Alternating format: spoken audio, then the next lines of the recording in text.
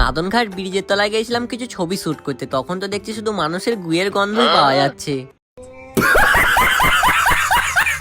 আমি কিন্তু যখন স্কুলের মাঠে এসেছিলাম তখন কিন্তু হাঁটতে হাঁটতে এসেছিলাম, তখন এই বন্ধু দুটো বললো চো তাহলে নাদনঘাট ব্রিজ থেকে ঘুরে আসি। তাই বললাম তাহলে তুই যা আমার বাড়ি থেকে গিয়ে গাড়িটা নিয়ে আয়। আর তাই দেখো আমার বন্ধুরা কিন্তু রক স্টারের মতো গাড়িটা নিয়ে আসছে আমার বাড়ি থেকে। আর তারপরে দেখো আমি কিন্তু নাদনঘাট ব্রিজে চলে এসেছি। আর এই ভিডিওটা কিন্তু কোরবানি 3-4 দিন পরে শুট করা, তাও দেখো কিন্তু নাদনঘাট ব্রিজে এখন অনেকটাই ভিড় হয়ে আছে। আমার তো মনে হচ্ছে এবার নাদনঘাট ব্রিজটা আমাদের ভাইরালি হয়ে যাবে। যেভাবে না দূর দূরান্ত থেকে মানুষ সব ভিডিও করতে আসছে, সেলিব্রিটি মানুষরা, এবার তো ভাইরাল হওয়াই উচিত না নাদনঘাট ব্রিজটা। আর একটা কাকু দেখছি আইসক্রিম বিক্রি করছে, তাই আমার বন্ধুরা বললো চো আইসক্রিম খাই গা, সেই জন্য বললাম চো তাহলে খাওয়া যাক। এইদিকে দেখো আইসক্রিমটা কাকু দিচ্ছে, আমরা খেতে শুরু করে দিলাম। তারপরে দেখো যে বন্ধু দুটো নিয়ে এসেছিলাম তারা বললো চো তাহলে নাদনঘাট ব্রিজের নিচে গিয়ে কিছু ছবি শুট করি গা, সেই জন্য এখন যাচ্ছি ব্রিজের নিচে।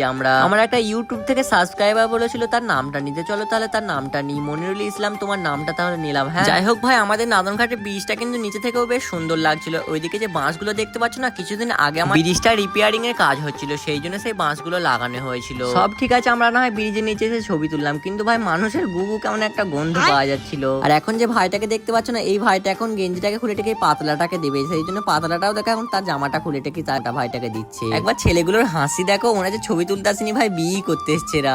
কি মানুষ রে বাবা। দেখো এবার আমার একটা বন্ধুর লুচ্চা মার্কার পোস্ট দেখাই।